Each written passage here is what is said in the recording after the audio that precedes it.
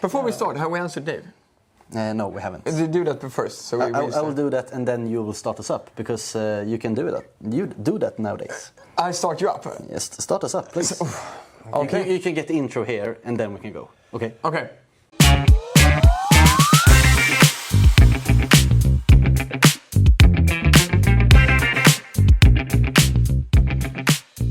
Hello and welcome to Track and Talk episode. I don't know how many episodes we've done at the moment. Gustav usually handles this beginning.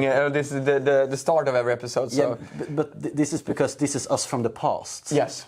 This is the future we're living in right now when we're listening to this, or looking at this. Quite weird. We don't know what happens to us when we listen to it. Yeah, I was at this exact moment 1 year ago, because I sat here in this very room recording with Kevin Young, and almost 6 months later that episode released. that felt weird. Did you look different? Did you look younger? No, that's good. It looked the same. You look consistent, okay. But about 3 months later, I shaved off my hair and got glasses. So then it was a different thing. Some of you who listen now might wonder why we're talking English. It's not because we switch language in total for every episode now. It's because we have our guest Chris Broadbent with us. Hello. Chris, for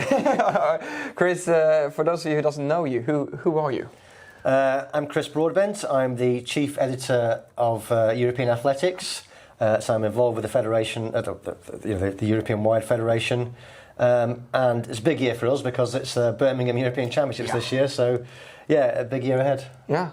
When this is released, Birmingham Euros is not far away. What's your thoughts on the championships? It's going to be an amazing championships, the Birmingham European Championships. I mean, I can say. One thing we do great in the UK, there's many things I can moan about in the UK at the moment, but the one thing we do great in the UK is host major sporting events. Oh. So whenever we have a big sporting event, whether it's the Olympics or Wimbledon, whatever it is, the London Diamond League, we host fantastic sports events, and so it's going to be an amazing sports event. And Birmingham is, if there is an athletics capital in the UK, it's Birmingham. It is. Yeah, it definitely is. That's where. There's a passionate following for it around there. There's lots of big names of our heritage have come from Birmingham, and it's amazing that the European Athletics Championships have never actually been to the UK. So it'll be the first time it's ever been there. Yeah, outdoors. Yeah. Yeah, first time ever in the UK. So it'll be a special championships. It's also, we have to also be honest that it's a European Championships taking place not at the same time as an Olympic year. Oh. It obviously gets overshadowed when it's Olympic year. It's not this time, so it'll be the main event for lots of athletes, and as I'm sure we'll get into, there's lots of incredible, European athletes out there at the moment in all events. So we just know it's going to be a fantastic spectacle. And we start with the athletes, but if you have to rank now, what are the three biggest stars coming into the Euros? I mean,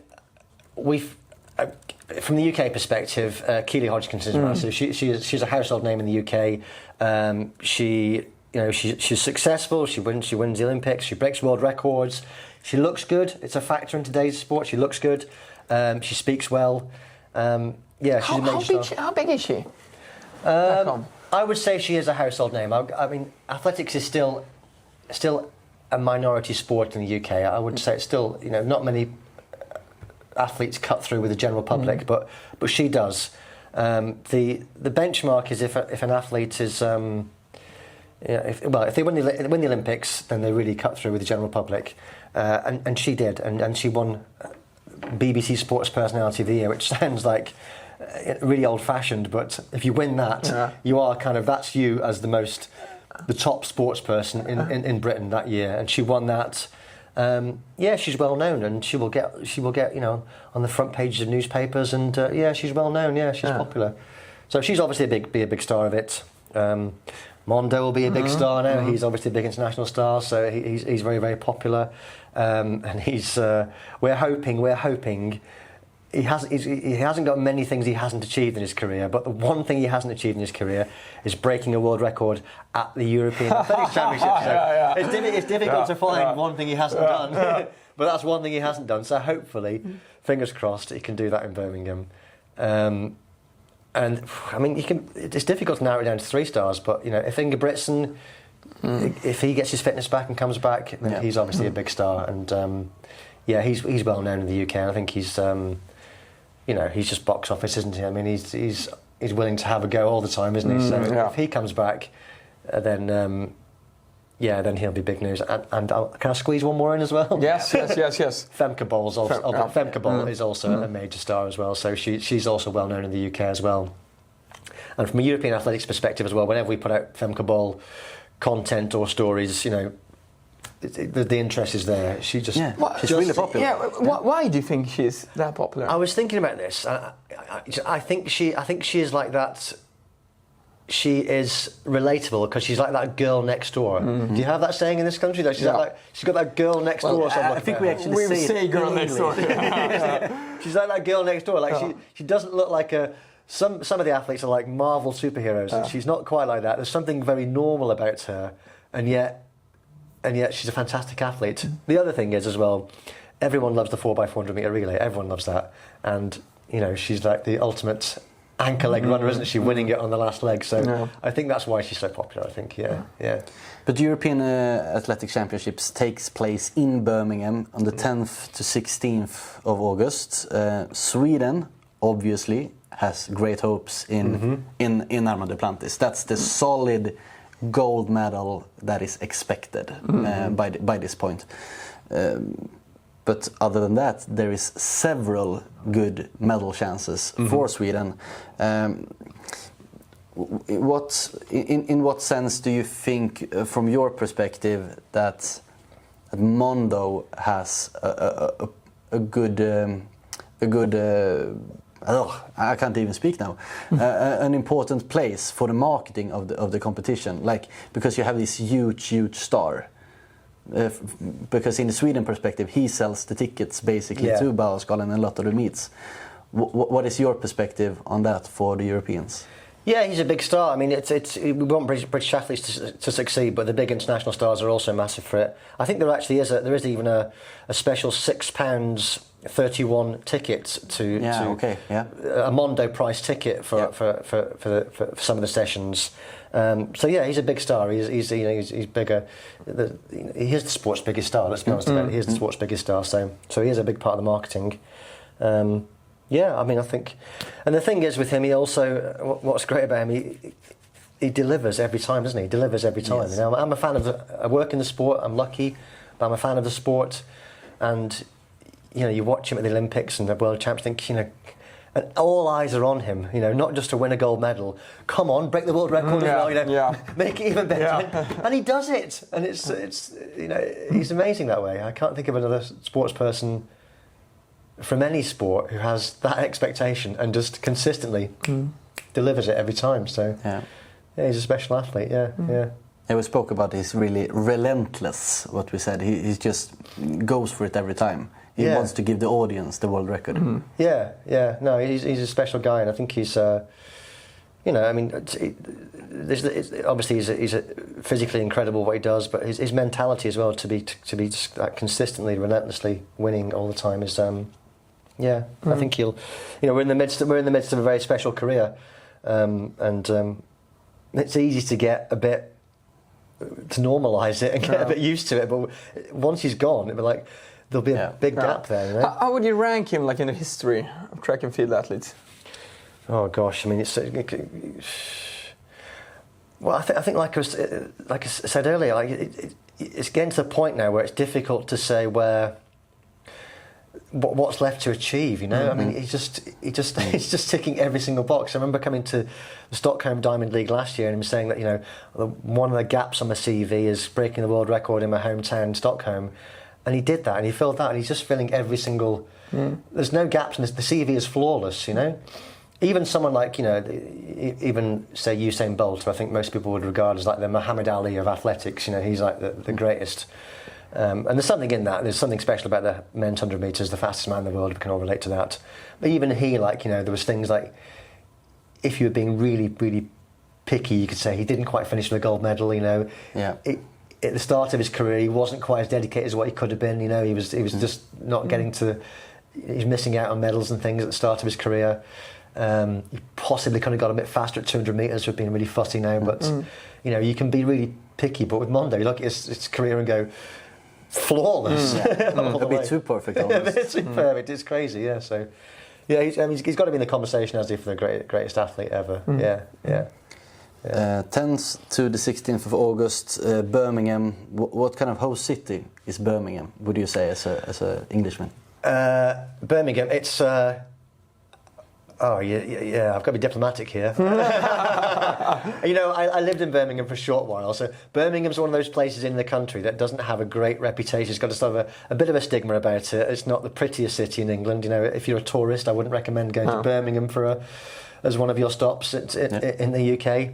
Quite a rough city. It's nice enough, but it's not. It's not got great, it's not got an iconic thing to see. I can't say go and see this in Birmingham, go and see that. It's a perfectly nice city. It's a very friendly city actually as well. It's a very friendly city. I did live there for about a year or so of my life and wasn't looking forward to living there. And I just took it for a job. Yeah. But when I did live there, I enjoyed it more than what I thought I would do. It's a bit greener than what I thought it would be. And it's got a very distinctive accent, the Birmingham accent, which is, some British accents like the Scottish accent, or even like some of the Northern Irish accent or Yorkshire accent are kind of like a light and trusted accents. The Birmingham one just seems being a bit simple and it's sort of looked down upon. But when I lived there, I got quite charmed by it, and it's not the number one place to go to if you're a tourist, but I will say the championship itself will be absolutely amazing because they really embrace sport. It's a great setting. There'll be top athletes there. It will be a knockout championship to go to. And when they do host events, they had the Commonwealth Games there a few years ago. Obviously, it's like it's a strange old event, the Commonwealth Games, but the whole place it's like the British Empire. Isn't it? Yes, it is. I feel a bit embarrassed about it. You guys love your traditions. Let's say it is a bit old-fashioned, but when they put the Birmingham Commonwealth Games, and they really made it, there was a real buzz around the place. So it's a good sporty city, Birmingham. Yeah, so it will be great. Yeah, I would also say if you go into Birmingham as well, one thing you must do is also take time out to go and have a curry. It's very popular for Indian curries there. There's like I think if there's a curry mile there, you can go and there's a mile of I've heard about that. Curry shops there. So do go and have a curry in Birmingham because it's famous for that. Yeah. And you are probably going, we hope. Yeah, we hope. I don't know if I'm there when I listen to this. Maybe I'm in Birmingham when I listen to it. We'll see. Maybe you're having a curry. Maybe I'm having a curry. With me, we'll go out for a curry. Oh, Chris, I would love that. Please. Washed down with a nice lager. Yeah. You have to have a lager with a curry as well, yeah. Yeah. Oh, yes. It's compulsory. You had me at lager. No, but you say it's Birmingham. Would you say that that's the track and field capital of Great Britain? I would say so. Yeah, I think it's got a famous club there, Birchfield Harriers. It's always been a bit of a hub for athletics, Birmingham. Yeah. The university has is a bit of a nursery for distance runners and other athletes as well. The facilities there is very good. It's where the governing body, the federation, was always based in Birmingham. Yeah, if there is a capital for athletics, I would say it is Birmingham. Yeah, It's got a strong tradition of athletes coming from Birmingham. Asher Hansen, who was a top triple jumper, Catherine Mary, 400-meter runner. I'm bound to miss some names out here as well, but I've seen them all training there. Like Kelly Southerton, another heptathlete, trained there. Philip Sado, another triple jumper. Many sprinters have trained there. Yeah, it's got a strong heritage. Yeah. But who would you say, because coming into that hometown or home championship, who is like you said, Kiel is the best or the biggest star? Like number 2, 3, 4, 5. Is Jake Whiteman or Josh Kerr? Yeah. I guess the distance runners are. There's a strong core of distance runners. Yeah, Kerr is one. And Whiteman you mentioned as well. The 800-meter runner Bergen as well. Max Bergen, he's doing very, very well. I think the other one, the next biggest star will possibly be Amy Hunt, though, the 200-meter, 100-meter, 200-meter runner. She's got a rising profile. She won a silver in the World Championships last year, and beyond that, she has a bit of swagger about her. Maybe she's got a bit of style about her. She's kind of.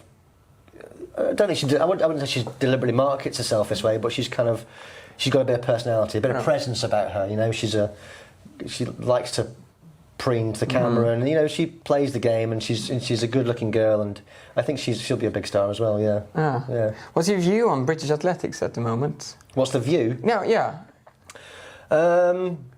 Yeah. Well, I mean, you know, the sports. We've always had good stars in Britain. We've always been able to, you know, churn out the medals, but.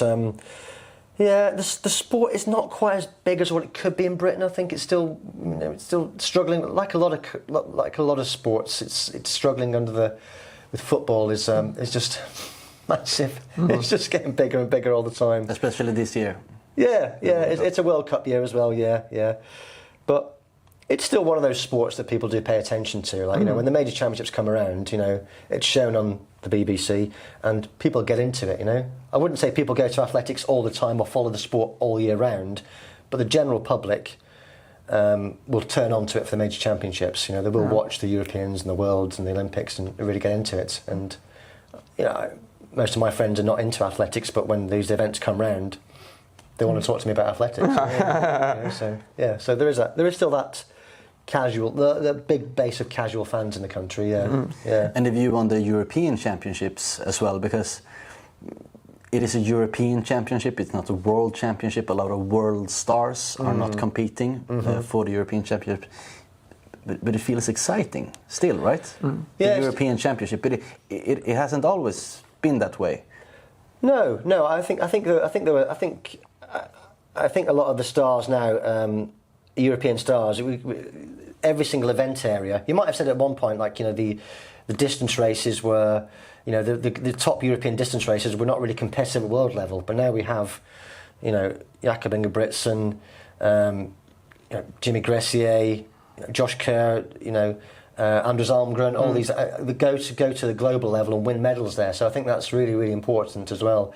And some of the field events as well are almost as good as a world championship. So the men's long jump is a real top class event with Tentoglu from Greece, the Bulgarian Saraboykov, Falani, the men's discus as well, Daniel Stahl, of course. From you it's guys. really stacked. Elekna, Che, you know, it's massive. So there are certain events there where it's like it virtually is like a World Championships or Olympic Games.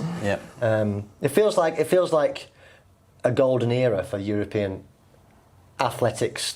You know, I'm not talking about who I work for now. I'm talking about the athletics community. It feels like a golden era at the moment. You know, we have so many stars spread across all the different event areas. That it's going to be a special one, and it's the main goal for a lot of athletes. I'm here at the press conference in Stockholm, and there's a few athletes from America, from different countries, and they haven't got a big goal this year. They're on the Diamond League circuit. They're trying to get the times down, or they haven't really got nothing to do. But the Europeans have all got this big goal, and it's because the European Championship is a lot different in 2026 than it was in 2024 or 2028, because those are Olympic years.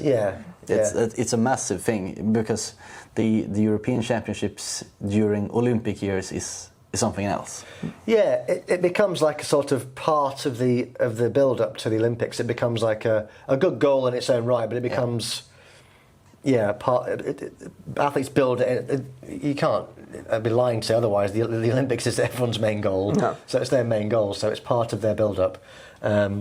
Still great championships. Rome 2 years ago was still a great event. You know, we still had great moments from Femke Bol, Ingebrigtsen, Mondo, but you can't deny it's a build up to the Olympics. Whereas this year, it's a big one. It's a big one, and it's also it's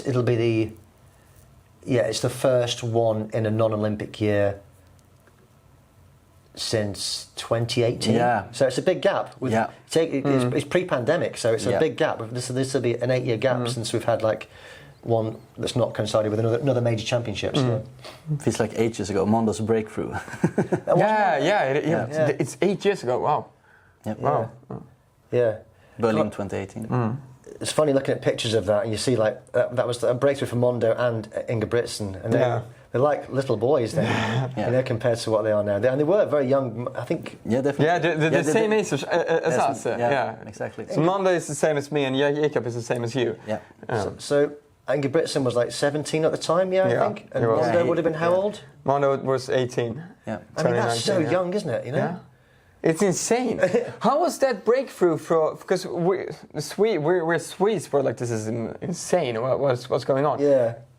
As a British, or like speaking for the international press, how was that breakthrough? Well, I was like, who's this kid? Who's this kid? And he just, and because he was competing against like established champions as well, wasn't he? Like, Lavenil and all the rest. And then this skinny kid from Sweden comes along and starts, you know, making 6 meters look easy. It's like a new era. You know, it was a breakthrough championships, that one. The Europeans over many years have had those sort of like, you know, amazing moments, I think, and that was certainly one of them where Mondo broke through and Ingebrigtsen broke through. Yeah. Do you have any particular in mind that has shaped you? You don't need to like go in a journalistic way. You can go in a personal way as well. What do you remember from the Europeans? You know, just as you asked that question, I got goosebumps. Because I know the answer straight away. The answer for me is in 1986 European Championships in Stuttgart. And that's when I first got into athletics, and just as a fan, a little boy watching it on TV, and it was Stuttgart, and it was from a British perspective, it was like the last major. You look back now, it was the last major event where Daley Thompson and Seb Coe, that was their last time they won gold medals. That was their last time at their top, their peak, and they won golds in brilliant, 800 meters for Seb Coe and Daley Thompson in the decathlon. And then, but it was also this. That part of that same team was like a breakthrough for guys like Steve Backley, Roger Black. I think Colin Jackson might have made his debut that time. Linford Christie. So it was like the last part of the old generation overlapping with this new generation coming through. And all those names that were there. You look back at that team from the British team, that '86, and they're like British athletics' greatest names all packed into this one team. And it was, and I remember that as like a young boy watching it and just being blown away by it. But it wasn't just the British team. It was Heike Dreschler, the German long jumper, Rosa Motor, the Portuguese marathon runner, Ingrid Christensen. The 10,000. It was like it was a breakthrough championship. A great championships. So that's one that sticks with me. Another one that sticks with me is Zurich 2014, and that's quite personal. I'm from an area of England called Devon, and a local runner is called, you might have heard of, called Jo Pavey, and she's a local runner in Devon, and she was an athlete who quite similar to Andreas Almgren actually. She was a top athlete who was just finishing 4th, 5th Olympics in the year, and just was very, very top, but just kept missing out on medals, and then was coming towards the end of her career. Had 2 children, decided to go for like one last bid, to see if she could reach the British team again. Aged 40, she was training while she was still breastfeeding, and then managed to get into the British team for the Zurich, and for the first time ever won, gold in the women's 10,000 metres, age 40. After all those years of trying, having family and and then I'll just give it one more go just to try and see if I can get in the team. And for her to win gold was like super special. And it's one of those moments that, again, the British public know who Jo Pavey is because of that moment. Because of the struggle as well, the backstory, the struggle she had, and then finally doing it age 40, and she's a similar That's age. insane. It was insane. A similar age to me, and it's like, wow, that was really, to see her do that was like, and I know her and her family, and they're very normal, friendly, humble people as well, so it was really special. So, yeah, that was a great moment. Quite funny you said 2014, to me that's quite it's a forgotten championship. You look back and it's like, what happened 2014? And is it really? Yeah, but I remember Sifan Hassan winning the gold in the 1500 and Amiraf Bata winning in the 5K. To be honest, that's about it. Right. Okay. Charlotta Fogberg silvers in the steeple. Abir Baragavi. Yeah, Sifan Hassan wins that. But to me, it's quite a forgotten championship. Right. Okay. Yeah. I remember that. I suppose you're right. Yeah, I mean, the Joe Pavey moment sticks out for me. But that was a special one. But I just looked up the results from the 1986 European Championships, and Great Britain won the 100 meters, 400, 800, 1500, and 5,000 at the men's. Yeah, maybe that's what I remember. I was so biased. Linford Christie, Roger Black, Sebastian Coe, Steve Cram, Jack Butner. Yeah, Steve Cram. That's right. I forgot to mention him as well. Yeah, exactly. All these names. Yeah. A triple in the 800. Sebastian Coe, Tom McKean, Steve Cram. Yeah. That's insane. It was a crazy event. Yeah, it was. Yeah, and for our Swedish listeners, obviously Sven Nylander. Took bronze here at the 400 meter hurdles.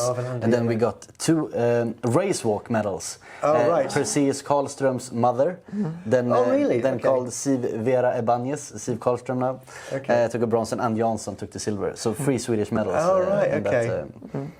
in that championships. I think there was more medals. There was a gold and 2 silvers at the 2014. Yeah. It was Carlotta Fogberg and Abbe Bargavi and Mira Patova. So what's the big Swedish moments then in terms of the European Athletics Championships? Do you have what sticks in your mind? It feels like the 2006. That's like the Woodstock of Swedish track and field. Oh yeah, Gothenburg. Gothenburg. Okay, that's the Woodstock. It's Woodstock. Well, not to be honest, it's quite not the Woodstock, but it's just this.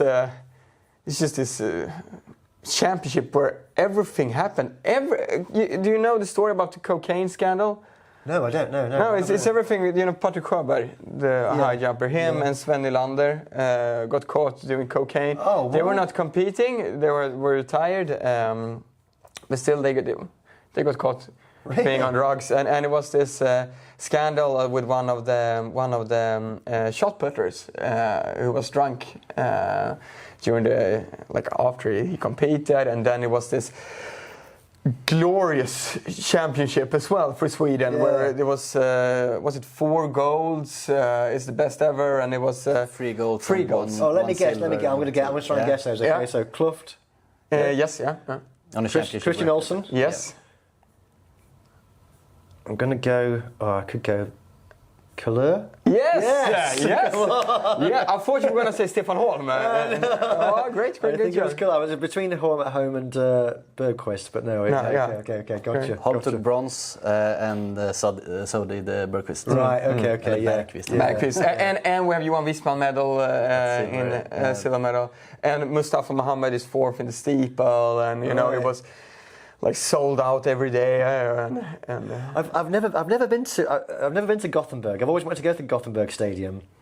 It has that fantastic arch, isn't it? It's that arching sort of, the home and back straight there. It looks fantastic. Ja, då står vi här ändå efter en inspelning som skedde för ganska länge sedan, men som ändå har strulat till lite.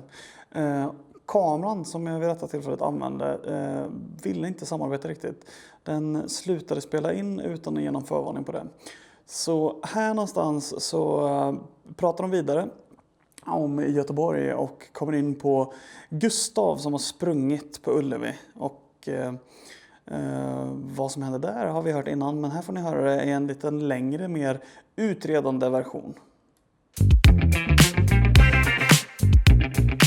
I know so I raced against Jacob when I was a kid, and you did. Yeah. He actually beat him. Shut up! Did you? I can show you the results from the race because it will. I love that. Will explain some things. Carl Bengström was in that race as well. That's a. Did you beat him as well? Thing. Yeah. So. Yes, I've told this story so many times, but never in English actually. Go on. It would be quite fun if you told this one to Bolt when we had you on the pole. It would have been good. So we were 13 years old. We were running the 600 meters at Ullevi because it's the biggest competition in the Nordics. It's called the World Youth Games. It's called. It sounds grand, but it's basically an unofficial Nordic championships. Right. For every age. It was held at Ullevi. It's not anymore because there's no running tracks actually there anymore. No, really? Yeah, it's almost not even football. What's it used for? It's concerts. Really? At the moment. Yeah. Okay. Yeah, so we were running 600 meters. It was a really good race, but that's a strange distance. Yeah, 600 meters. We run that up till 13 years in Sweden. Okay. Jakob was there. Obviously, everybody knew him because he was there the year before, and Henrik, his older brother, took bronze. He won in 12. He won. But the Olympics. No, he was like fifth. He was fifth or sixth or something. So everybody knew Jakob already from that. But then, the start was decent enough. But Jakob got trapped on the inside. He got stuck behind. Yeah, I was just outside him. We were like a train two ahead of him, and then I was this guy here, and he was at the inner party. And his tactic at the 600, then everybody knew as well. He's gonna go for it at after 200 meters, and then just run the last lap very, very fast. He was gonna take his time the first 200. But he couldn't really do that. He got trapped. Okay. So he just took two poor boys ahead of him and just shoved them. One onto the grass and one onto the fourth lane or something, and just swam his way through. And then he set off. And I was just to the right of him, so I had to pass this poor fella at the start finish line, and then I set off. But he got like a 3 or 4 meter gap to me. Okay. But I held on. Mm-hmm. Okay. I actually held the same pace with him. Maybe I lost a meter or two. I was 3 seconds off. He ran a 1:32, and I ran a 1:35 when we were at the finish. And then they called out in the speakers at the stadium to prize ceremony: Gustav, Petter, and Andreas. All right. No Jakob. And then our head started spinning. He did this thing, right? But Jakob shows up at the prize ceremony. He stands there with me, Petter, and Andreas. Petter from Norway and Andreas from Denmark. And I get to step up and see Jakob still on the grass there. And it was the same podium that was used, I think, in both 95 and in 2006. So it was the championship podium that was used there. So I could stand up there and look at my dad, and I could see Jakob as well. And I got my medal, and I also got my bag that was waterproof. We joked a lot about that now. But this is then the results. Oh, there it is. Jakob is at the bottom. DQ, we have Carl Bengström here in 8th. And me in 1:35. You can see how tight it was as well. I won with 300. Oh wow! So everybody asked me, "Oh, did you get a medal? Oh, did you get 4th?" I was like, "Oh, I was 2nd. What do you mean?" Because to me this was very clear at the, for some reason. The 300s here felt like a 2nd or something. Petter Myhr he's a cross country skier, knocking on the door to the Norwegian top team there. Then you're pretty good. That's quite common, isn't it, in Nordic countries for athletes to do cross country skiing. But that transition from running to orienteering to ski mountaineering, all these sort of sports seems to be Luca Thompson has run a 1:47, I think. And Gustav, the question: what happened to you then? I'm sitting here. You retired undefeated, I beat Jakob, I can retire now. I'm good. I hope. I'm hoping I could say this was the only time I met him, but unfortunately we met several times. So I don't have a plus statistic on him. I like that. Years ago, I wrote a similar. On this very subject, I wrote a story for Runner's World magazine. I wrote a story about people that have beaten iconic runners. So normal people, like you said, people who. So I found people that have beaten in the UK, it was beaten Paula Radcliffe, Liz McColgan, Kelly Holmes, had beaten them in small races when they were young. Mo Farah, somebody beaten Mo Farah, and it was just great. And they were bus drivers, they work in IT, you know, they're all like the most normal people, and they could say, yeah, I've been Mo Farah, or yeah, I've been Paul Rudd. That's insane, getting onto a bus and like, you know what, I beat Mo Farah. If you met somebody in a pub who said that, you'd be like, yeah, right. Yeah, exactly. Right. That's insane. Yeah. It was a nice story. Yeah. Oh wow. Yeah. I love this story. I love these memories because it shaped so much of my athletics during the years. You'll always have that. You'll always have that story there in your back pocket. Yeah. And I know was Jakob like furious? Was he on the side there? Was he, or was he? Yeah, Jakob was furious. Particularly his dad was furious. Jakob he won the 1500 by like a minute the day after. Right. Okay. And he didn't step up on the podium. Oh, he refused to. He refused to go up to the podium.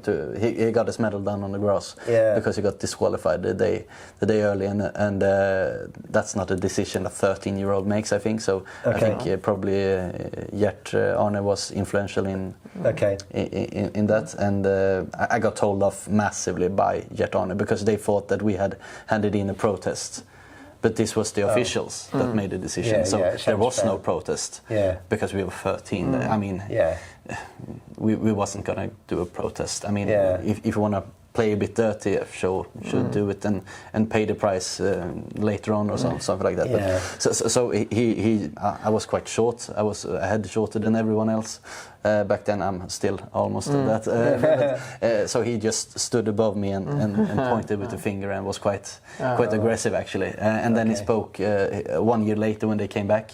They had started to do the documentary, so they came with a team from Norwegian television, because there were no proof with the video. I mean, I've looked for this for 13 years since it happened for a video, but it's not been recorded. It's not happened. No, maybe the officials did a video or something like that, but they didn't cover the whole race then, probably. So Okay. So he refused to step onto the podium. He's always been like. I really like. I mean, he splits the crowd a bit. Some people find him a bit. Don't like him. I really like that he's like super ridiculously competitive. He wants to win everything. You know, I like the way from a European athletics perspective as well.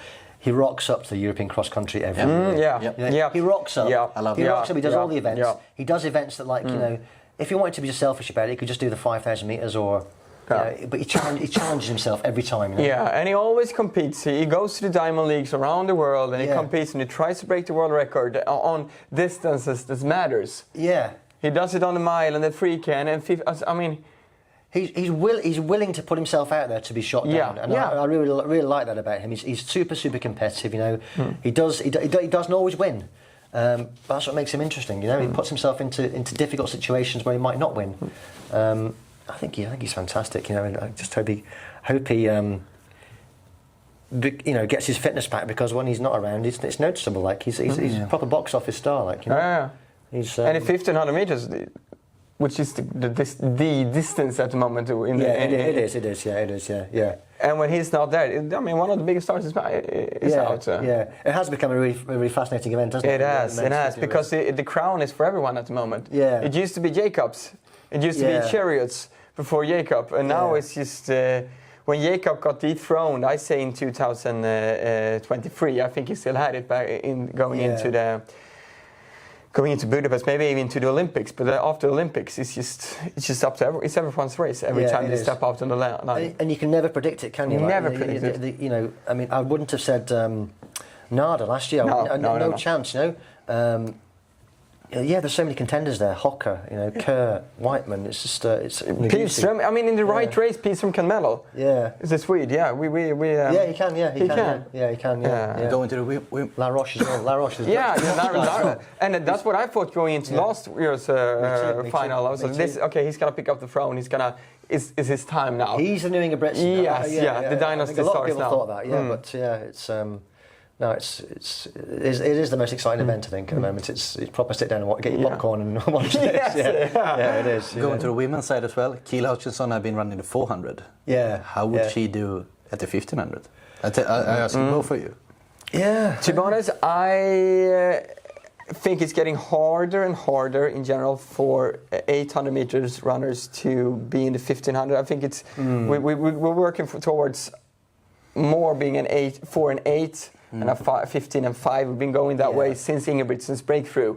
Because it's the races, even in the championships, it's more they're getting faster and faster. Yeah, and they're getting faster from the start. It's become an extended sprint, hasn't it? The 800 meters. I think as I look at Keely now as well, like she's physically slightly changed as well. She's put on weight, like she's put on muscle, really. You know, and that muscle will just start to. You can't travel for a mile, 1500 meters with that sort of. She's got a sprinter's legs almost now. She's those muscles got to be useful. Yeah. So I think they'd be a bit of a burden for a 1500 meters. So I think, I can't see her making the trip up to 1500 meters and being as effective at that distance. I think. There are great runners already at the 1500. I just don't think it's. But maybe I don't know after 2028, or I mean, we'll see. She could, but she has to redo her training. I think if she wants to go. She'd have to change her physicality again. She'd have to change it again. But I think she's just got that. I think she's at that point in her career now where.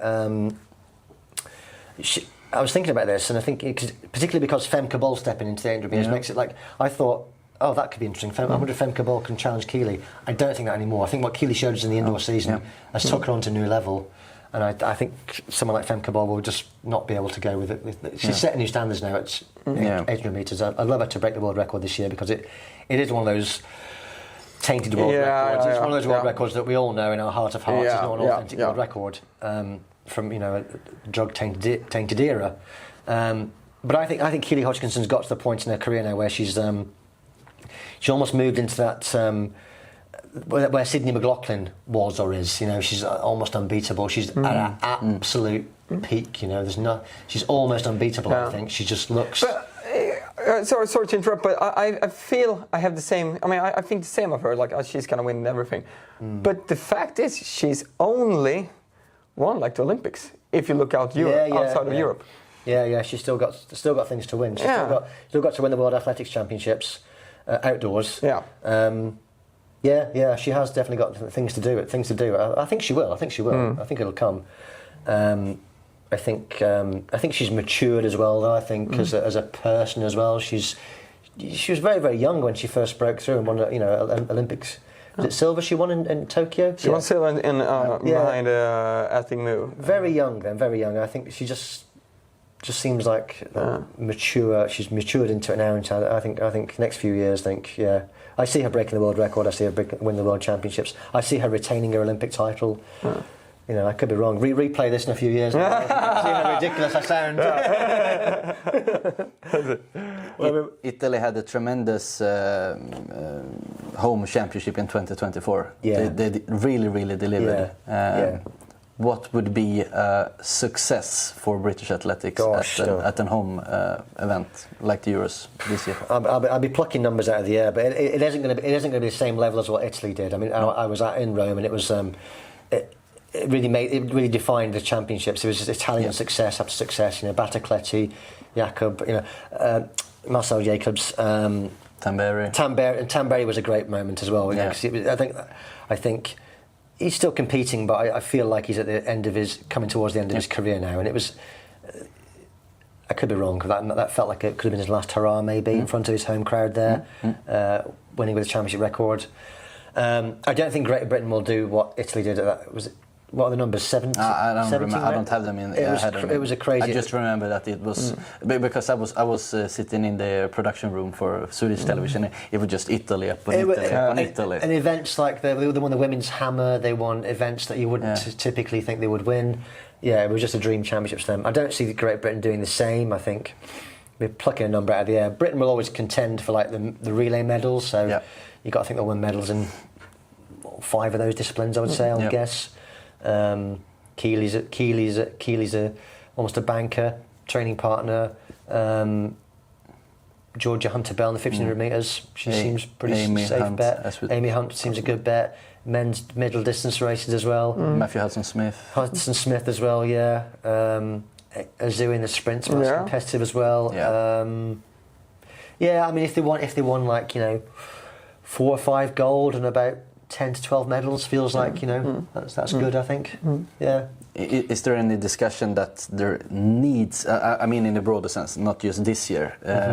Is the discussion like, they didn't win the medals, this was a bad championship, or is it looked upon in another way? Because I can feel that sometimes in Sweden, in all sports general, almost, we set the medal target, we didn't reach it. Why? Why didn't you reach it? And then the criticism gets there. How is that talk going in Britain? Yeah, there is expectation. Like, I mean, if Britain goes to major championships and don't win a gold medal, that's disastrous. Like, so there's always expectation there. I think it'll be like, it won't be like there's been championships in the past where Britain have been, I mean, 86 was a good example. Cleaned up like in the fantastic. I think 1998 in Budapest was another one like that. There's been like, it won't be like that. It'll be a good championship. I think that people will be happy enough with from a British performance perspective. But if they don't succeed, they know about it. People get sacked. And the other thing in the UK as well. I'm not sure what you have in Sweden, but we have the lottery funding in the UK, where the national lottery, and all that funding depends upon performance at the championship. So it's and a lot of the governing bodies in all sports, not just athletics, the other sports, if they don't perform at the Worlds and Europeans and Olympics, they lose their funding and people lose their jobs. So the heat is on every year.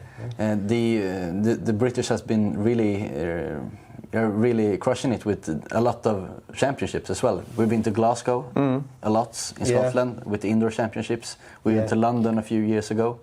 Why do you think England and British athletics in particular is it? First of all, are they good at hosting?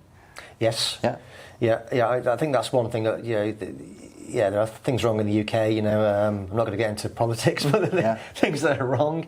But I think hosting a major championship is something we do very, very well. It doesn't matter what the sport is. We do those things. And there is a desire to host as well. Yeah, there's always looking for championships to host. I think. I mean, the London Stadium's still there, waiting for another championships. That would be. It'd be great to bring the Olympics back or bring World. I think they're trying to get a bid together to get the World Athletics Championships back to the London Stadium again. Yeah. Keely's obviously spoken out about that. She wants to see the World Championships come back. I think 2029 is on the. I think that was it. Next, because we go to Beijing in 27, and I don't think there is. I think I haven't read any from 29. So a big bid for that. So that would be good. We do those things well. So this.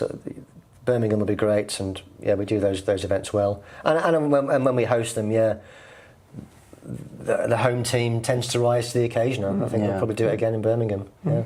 Because my memories goes back to a championship you can't look upon. You can't have a discussion. It was the Olympics in 2012. How much has that meant, in a sense, for athletics in Britain? If we talk about afterwards, or did it mean anything? It's a good question. That I think you're talking about the legacy of the Olympics, aren't you? Yeah, and the athletics part. I mean, in terms of athletics, that will go down as one of Britain's greatest moments. Hosting the games was like a real proud moment for our country, and it felt very, very special. I was at the Olympics myself. I didn't actually go to the athletics. I had a job working at the beach volleyball. So I was at the next best thing. It was great. So I remember I was in a bit of a panic actually before the games, because I was living in London. I was working for a small organisation called the London Youth Games, like a youth multi-sport event. I suddenly got this rising panic about I'm not working at the Olympics and it's coming around very, very soon. So I sent messages out to everyone I know, like, is there any jobs going at the Olympics? And someone sent me a message back who remembered me from like the Beijing Olympics, saying, there is a job going. I'll give you a shout about it tomorrow. And I was expecting it'll be shooting or wrestling or something I'm not really into, and they said it's beach volleyball. Do you fancy it? And I'm like, yeah. I want to go to the beach. I want to go to the beach. Yeah. I'll do that. So I loved it. So for me, it was a really enjoyable Olympics. It was a real buzz to, to cycle from my house to the it was in Horse Guards Parade, a special near Downing Street and near Buckingham Palace. It's a real central part of London. So to cycle there every day, and it was just great. The whole of London was just buzzing. It was just it was a great Olympics. I like to think it was the best Olympics ever. I'm biased, but it was just a tremendous atmosphere. I had one day off, and I went to watch the triathlon in the Hyde Park, big park. I went to watch there, and there was 2 British athletes doing well there. The Brownlee brothers, they won gold and bronze. But it was so busy, I had to climb in a tree to watch it. It was just buzzing. And then me and a friend, then we went to the pub nearby, and I'm not kidding you, the pub was all glued to the TV watching the dressage, the equestrian dressage, and the pub. People in the pub are cheering on the dressage. And I said to my mate, "This will never ever happen ever again." It was just a unique few weeks. It was really special. How do you think that affected the British track and field and sports in general? Yeah, I think we have become and specifically in athletics, that Super Saturday where Jess Ennis won the heptathlon, Mo won the 5 or the 10. He won gold. Yeah. He won gold, and Gregor Rutherford won the long jump. That will go down as one of the greatest nights. Was it in a half an hour? It was ridiculous. Yeah. And I watched it at the bit. I turned on the TV at the beach volleyball and was watching it. And it was just you knew this was like a real special night for athletics. So and you speak to any British athlete in the team now, and it's been a source of inspiration for this generation of athletes, and will be for a generation of athletes to come. As for, has it made our country a fitter, more active nation? I don't think it has. No, I think what it's done is we've become very, very good at elite sport. So every Olympics since then, we win gold medals in athletics, swimming, rowing, sailing. We're very good at high performance sport, but I don't think there's been a legacy of more people being active. You've just become very, very good at winning. Winning in sport, apart from football. Exactly. Not quite got there. Where you still manage to drop out in last second. So we've become very, very good at performance sport, but the legacy of we're going to become much more active as a nation, it just hasn't happened. Really, it hasn't happened. It just that fizzled away. If I'm really honest about it. Yeah. And looking back, I heard you both of you. I took it in a different direction, because when I said the 2012 Olympic, both of you were like, "Wow!" And then I took it in a different direction. The athletic championship, it was a special one. It was. London 2012. It was a special one. Yeah. I'm joking earlier about having a great job at the beach volleyball, but I do remember actually sitting down there watching some of it on when it was. My job was just to look after press conferences, so it was the easiest job you've ever had in the world. I was getting paid for it. I couldn't believe it. But I did flick the TV on and watch the athletics, and it was the one time I thought, I wish I was at the athletics now. I thought, I wish I was there, because it was just special. Mo Farah winning double gold was iconic moments. Rudisha Bolt winning another. I think he becomes a legend in London. That's where he really established himself as one of the all-time greats. I think. When he repeats it.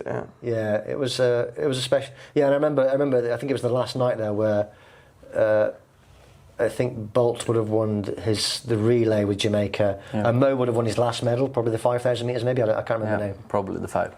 But they got on the podium and and Bolt was doing his lightning bolt pose, and Mo was doing his Mo bolt, and it's that is one of the images of the Olympic Games there of those guys. Yeah, it was a special one. Yeah. The expectation can't be that the European Championship this year. I don't think we'll quite meet London 2012, but it's. Someone described to me recently, I think it sums it up, that the London 2012 Olympics was peak UK. Yeah. Our country was that's the peak of the UK right there. It's been downhill ever since. But that was do you think, because I heard 96 euros for football was the peak. Is this bigger, do you think? Yeah, I think it is bigger. Yeah, because as much as football is a massive sport, like the Olympics, it's just special. It just touches everybody. Whereas although if you're passionate about football, and lots of people are, and I am as well, that's special. But equally, football is like still quite tribal. Like it's like it's England against Scotland and Wales. There's no there's a division there. Whereas that was just felt like the whole of Britain was like part of something special. Yeah, the Olympics spreads out. It really does. It really does. Yeah. So it was just a special time. Yeah. Peak UK. Yeah. How will you be spending your days when the European Championships comes around? My job is to write about it. So I'll be. Sometimes I think our job is like it's. I never complain about my job because it's really hard. It's a long days, but it's the most privileged job in the world when you sat there and you get the best seats in the house there, and then you're watching an athletics championship unfold, and it's a packed stadium, and you get to talk to the athletes afterwards and get that first reaction. I think it's the best job in the world. So that'll be me. I think you just have to stop yourself sometimes and just think, we're so lucky to have this as a job. People would love to be in my shoes right now. And I do think I'm a general sports fan. I'm a fan of football. I can watch most sports. I can watch most sports: football, rugby, speedway, even boxing. I love all those sports, but I still passionately, I think the spectacle of an athletics championship, major athletics championship, is the best sporting experience you can have. I just think you can't top it. If you're in that Olympic stadium or that World Championship stadium, and it's packed. That moment like before the 100 metres, and the whole crowd goes quiet. The expectation. It's really, really special. I think a major championship athletics, I just can't beat it. Can't beat it. If you could decide and then write one storyline of the European Championships, you can both go from a professional sort of view or a personal sort of view. If you could write one sporting story. Gosh, okay. I think. It's obvious, but I think Mondo breaking the world record at the Europeans, we want to see that. I mean, that would just lift it, the whole thing. If Mondo could break the world record there, that would be amazing. I mean, Keeley isn't going to break the world record, but you don't break the world record in distance events like that, so it'll be tactical. Mondo breaking the world record. What else would I like to see as an absolute dream scenario? A Femke, an unexpected Femke versus Keeley duel. Femke, yeah. Well, I tell you a bit. Femke having a better year than we are predicting. Yeah, I know. Yeah, we probably are. I mean, she's only had one race, so we don't know what she'll be like. So if she does something special, but. Och här får vi samma problem igen då, att kameran tyvärr slutar spela in. Jag vet faktiskt inte vad samtalet tar vägen här, och jag misstänker att det leder någonstans vidare på det här. Vad är den stora händelsen? Och det får väl vi med frihet att diskutera nu. Jag tror faktiskt att världsrekord på Mondo slår stort. Det är min tro, men jag vet inte. Men någonstans där är vi. Så att, hoppas ni gillar det här avsnittet, även om det var lite struligt. Men det ni fick däremellan var väl så bra det kunde bli i alla fall. Tack. Och ses nästa vecka. Eller på Helt Extra, eller vad det blir. Hej då!